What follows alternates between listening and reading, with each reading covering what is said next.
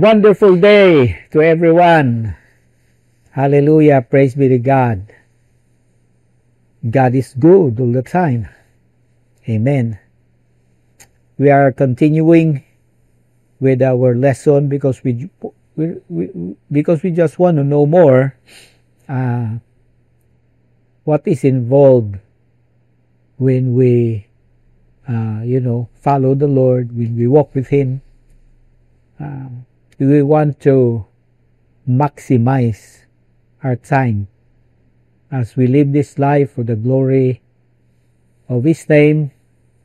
We do not want our time and our efforts to be wasted, just come to nothing. No. We want it to be with eternal values or result. That's why we want to do ministry the Jesus way. Hallelujah. Amen. Not our own way, not the ways of the world,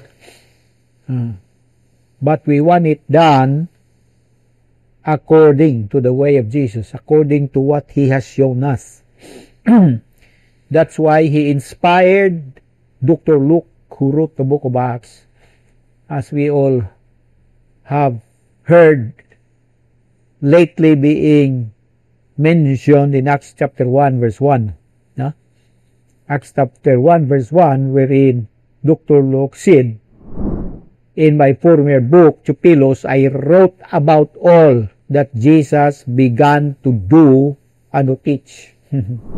So the entire book of Acts was a summary of what Christ has done and what Christ has taught, through His disciples.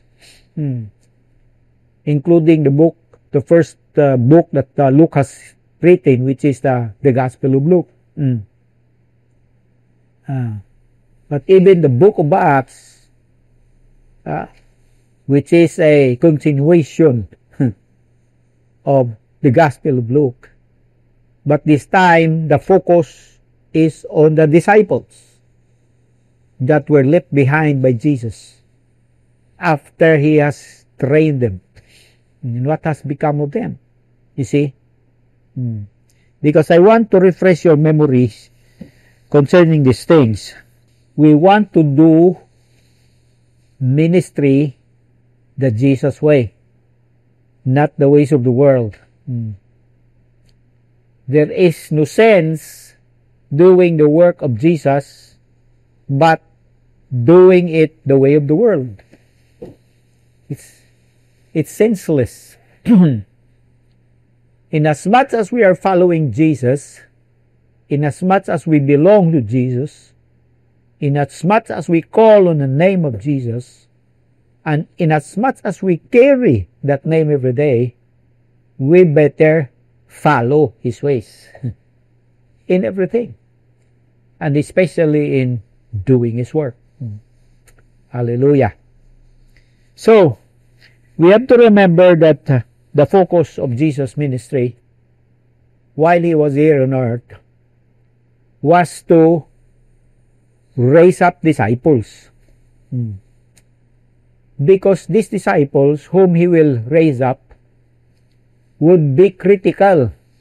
We all know that the apex of Christ's work when He was here on earth was to lay down His life as a sacrifice for the forgiveness of sins of all mankind.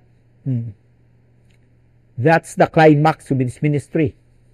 After which He was buried, and then He rose back to life, and then He returned to heaven, whereupon He promised He would one day come again. But don't you know that His death and His resurrection and His ascension, as powerful as it is, would become meaningless if He has not raised up disciples who will go and proclaim this good news that Christ has accomplished through the cross. That is why I mentioned a while ago that this business of raising disciples was very critical. That is why Jesus, he spent the bulk of his time during his earthly ministry with his disciples.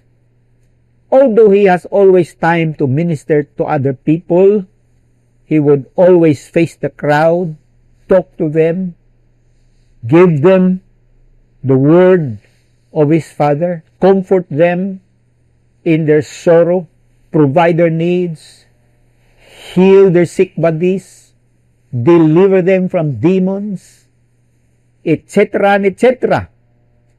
As glorious as those ministries or works has been, and yet, as mentioned already, the bulk of his time, of Jesus' time here on earth, he spent them with the 12 disciples. So we all know that with the 12, he taught them. He taught them many things.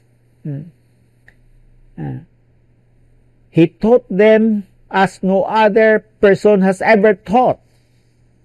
He was very efficient, very effective, very authoritative. He was very clear. He was very direct. Although when he speak to the crowd, he would use parables,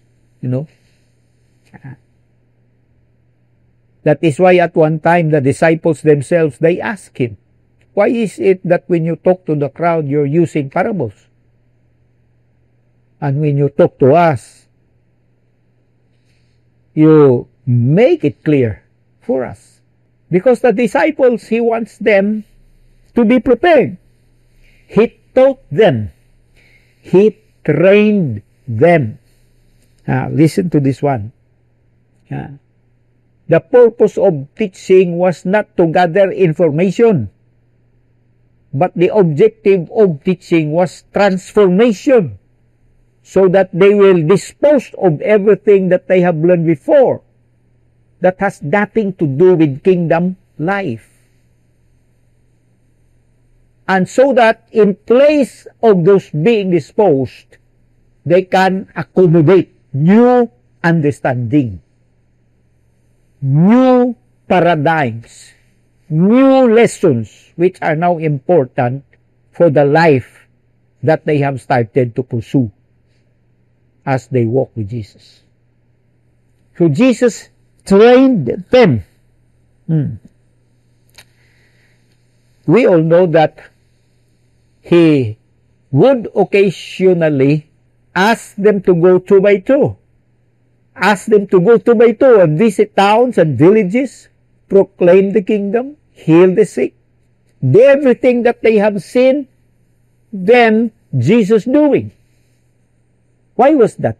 Because Jesus was giving them ample time to put into practice what they have been learning so far and what they have seen from Jesus.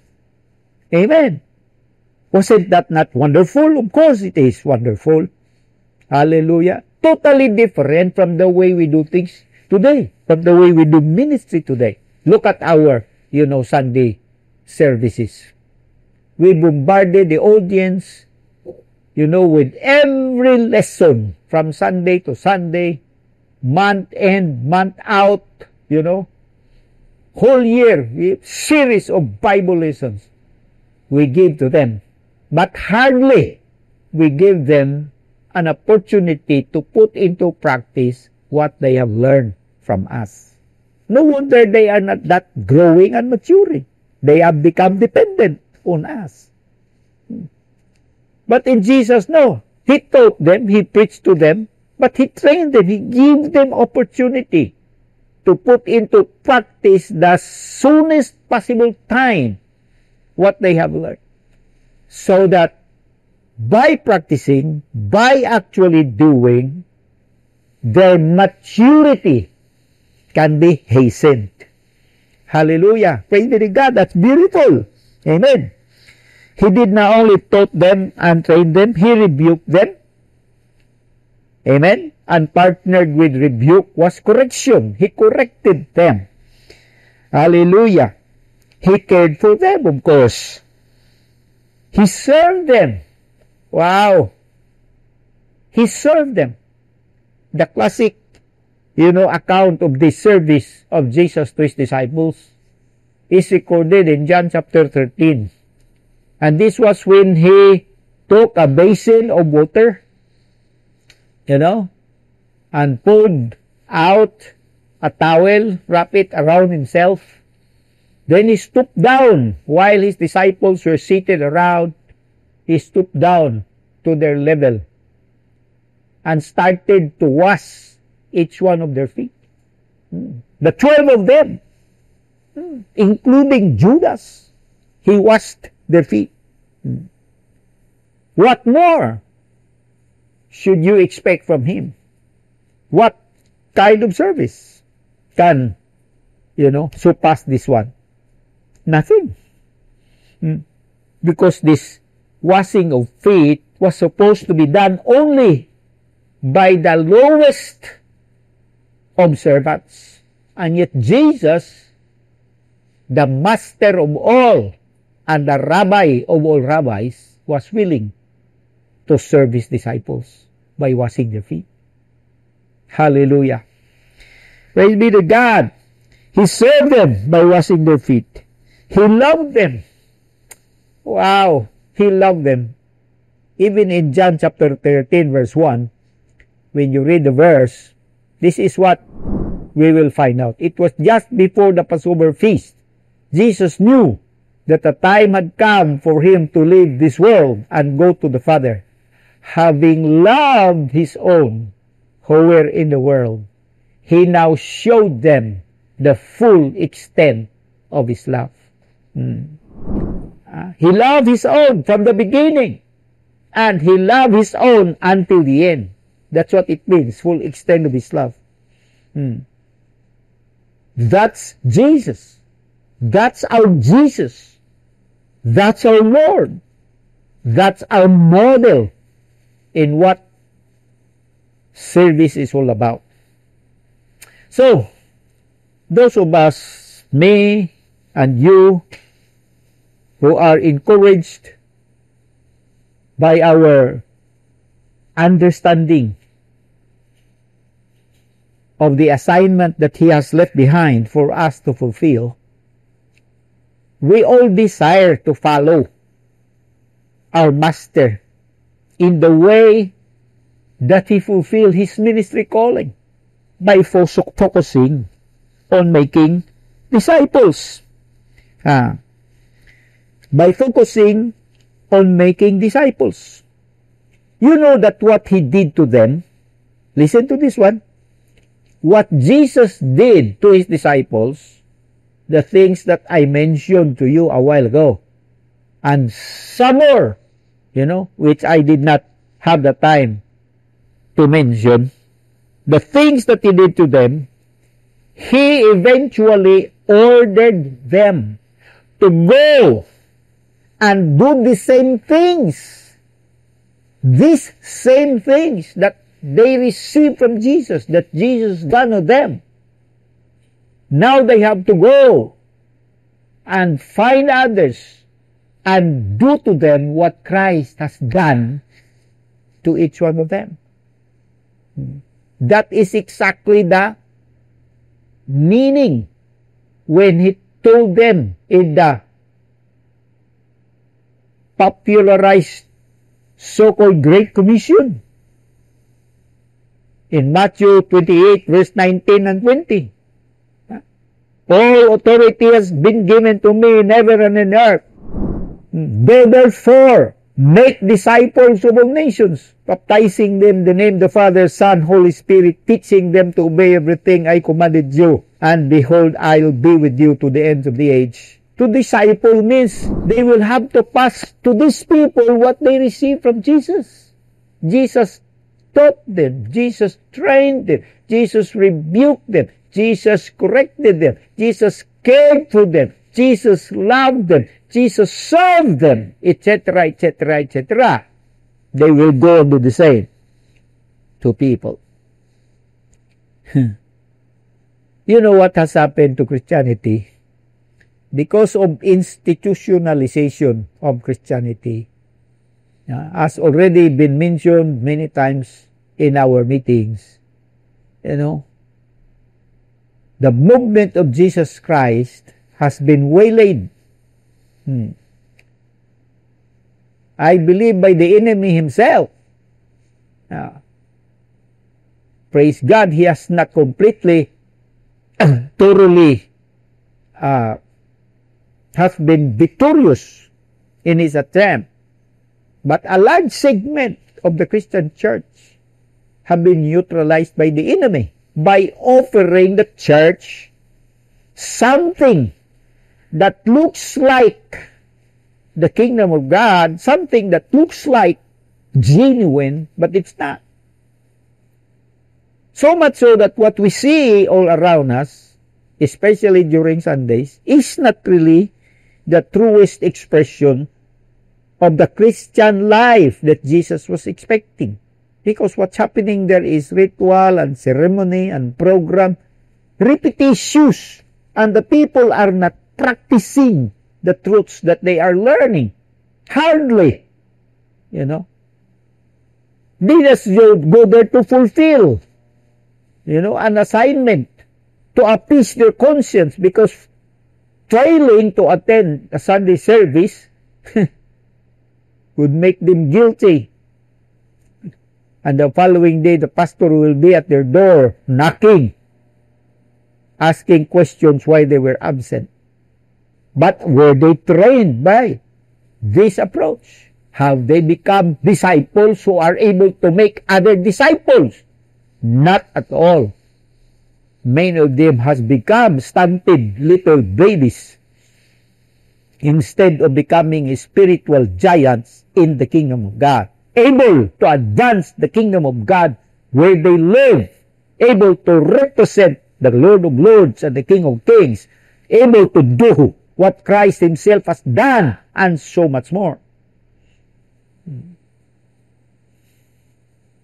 Jesus already guaranteed the apostles or disciples whom he has trained. In John 14, verse 12, we read this powerful statement of Jesus. John 14, verse 12. I tell you the truth. He was talking to the 12. I tell you the truth. Anyone who has faith in me will do what I have been doing. Now look at what Jesus Christ has said very carefully. He did not say any one of you, which would mean he was not just saying this for the 12 particularly, although they were the first audience that heard this statement. But this is a general statement of Jesus for everyone and for anyone who wishes to follow him, walk with him. Anyone who has faith in me will do what I have been doing. He will do even greater things than this because I'm going to the Father. We all know what I'm going to the Father means. That's the guarantee. That's the because of this statement. I'm going to the Father is implying that because he's going to the Father, the Holy Spirit, the precious gift of the Father that he has promised to give to all his children, will come and take over the place of Jesus. And this time, this Paracletus will not just be with them, but will live inside them. That is why there is that guarantee that every follower of Jesus will have the potential of doing greater things. But among the Christian people every Sunday, you can hardly find someone that's thinking and believing along these lines. Many times when we read this verse, people would always say, that's for the apostles, that's for the evangelists, that's for you, pastor. They could never, they could hardly accept that it's also for them. The will of Jesus is for anyone. It's there, anyone. But because of, some unintended mistakes that has happened in the past, wherein the Christian community, the people of God, have been tricked by the enemy. And unfortunately, they succumb into embracing things that do not come from the Father, nor from His Spirit, nor from the Son, but came from the world. That is why. But the wish of Jesus is that we will, as followers, be able to perpetuate His book. Why did Jesus disciple these people whom He has chosen? Because these people that He has discipled, as we can read from the accounts in the Gospels and later in the book of Acts, these will be the very ones who will take over His place when He is gone. These will be the very ones whom the Spirit will come and possess, whom the Spirit will come and take over their lives and start using each one of them. So that many of them will go like little Jesuses, but very full of power and authority, proclaiming the good news and advancing the kingdom of God here on earth. And that's exactly what happened in the book of Acts. That's exactly what happened in the book of Acts.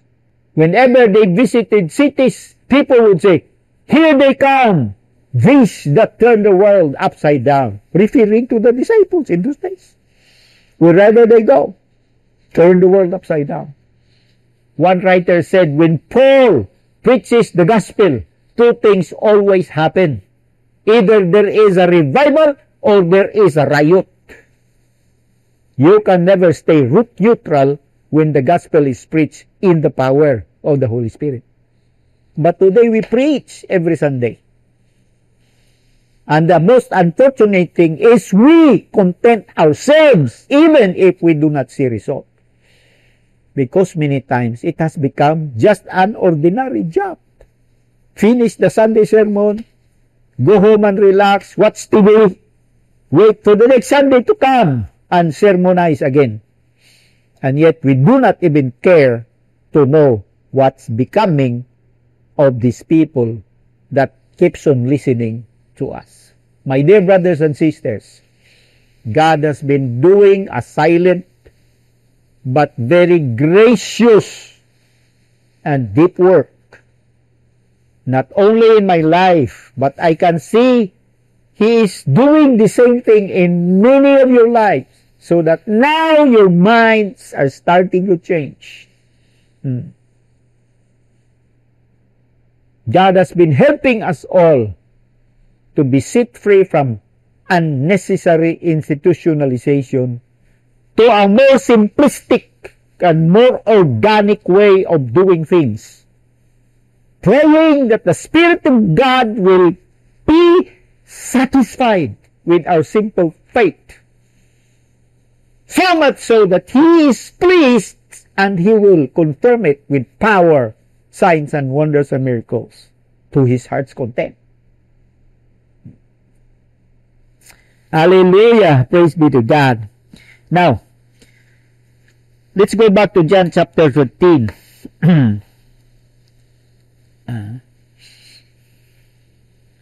John chapter 13 in verse 15.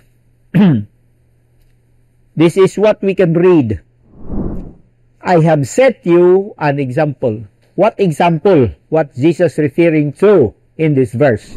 When He washed the feet, He washed the feet, and by doing so, He set to them an example. And what do you with an example? What should you do with an example? You are to follow. You are to follow. See, examples are purposely, put there before you so you can follow. I have set you an example that you should do as I have done for you. Buhaton nyo, gagawin dapat ninyo yung aking ginawa sa inyo. To whom they will do what Christ has done to them. To others, that's why they were later on instructed, go and make disciples.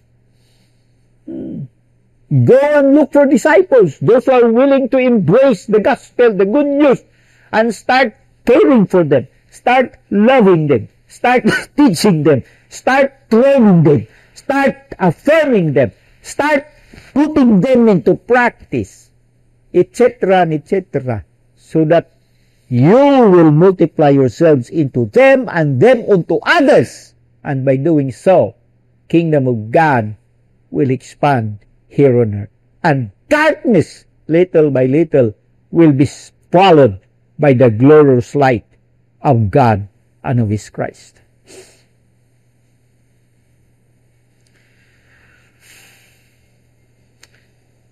This is very simple, brothers and sisters. But this is supposed to be the heart and soul of what it means to walk with Jesus and to follow Him. This is supposed to be the heart and soul of what it means to be a Christian. We've been talking about what is a Christian. He is someone who has decided to follow Christ. Embrace Christ into his life and follow the life of Jesus Christ so that he starts living his life after or patterned after the life of Jesus Christ. And then he starts doing the work of Jesus. What Christ has done to you, do it unto others.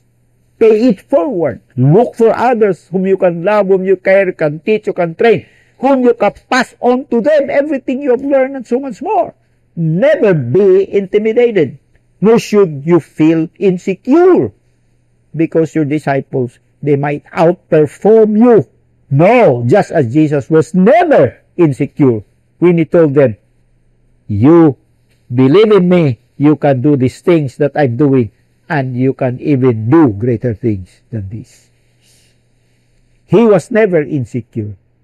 He just was happy that he has these disciples. Very weak, very limited, very ordinary, and yet was willing to follow him, was willing to walk with him, was willing to embrace him as their Lord, as their Messiah, was willing to surrender everything to him, even though many times they struggled. Just like us, how many times have we struggled? How many times have we made choices and decisions? How many times had we made mistakes in our speech, in our actions? And yet by His grace, we keep coming back. Hallelujah. We keep bouncing. Hallelujah. We are demonstrating our faith and our tenacity in following the Lord. Praise be to God. Hallelujah. I am just so excited because I know that what we are doing, what Scripture is saying, we are committed to, embrace them and live by them and follow them. We are not concerned what the world has to say. We are more concerned what our world, what our Lord will have to say. Again, we are not concerned, I'm not concerned what this world will say. I am more concerned what my Lord will have to say. Just like in the story of the servants, whom He has given talents and commanded them to go and do some business with the talents. At the end of it all, to the first two who have made, gains or profits from the talents that were entrusted to them, He spoke to them by saying, well done, thou good and faithful servant. Enter thou into the joy of your Lord. We all desire to hear, hallelujah, the beautiful, hallelujah, word of the Lord on that day. Well done. Hallelujah. Well done. Praise be to God. Talaydo na ngalan sa Ginoo. Let me pray, Father, thank you Thank you for your glorious, wonderful word. I pray, just as you are reminding us, Lord, to follow in your steps, you will at the same time give us the grace, all of us, Lord, from me and to everyone else who's listening, oh Lord God, to this broadcast, to everyone else who has made a decision that they will make adjustments in their Christian life, that they will stop doing whatever they're doing that's not in line with your will and purpose, which you have never shown by way of action and you have never taught. I pray, O Lord, that discernment will always come upon your people, so that we will be able to filter, because we realize how sneaky and tricky is the enemy. He can easily come without warning and interfere in the business of God, of the Lord. But praise be to God, we're not ignorant of his devices. Hallelujah. I declare and I speak that our Lord, the Christ, the Savior of all, one who died, laid down his life, hallelujah, will set us free, deliver us from evil, help us be delivered from every wrong idea and concept, so that we can follow the Lord in the purest way possible. I pray for those who are practicing their ministry, doing their ministry, Lord, doing little steps, making baby steps, Lord, of obedience. I pray for those going out, visiting homes. I pray for those who are distributing spiritual reading materials. I pray for those who are testifying. I pray for those who are venturing into praying for the sick, casting out demons. Hallelujah. I pray that each one of them, Lord God, hallelujah, will be able to experience your goodness, just like the apostles did, that you go with them and confirm the words with signs following, all for the glory of your name. We all know this is not about us. This is about you and your love for the lost. Thank you, Father. Thank you, Father. Thank you, Father. In Jesus' name. Amen.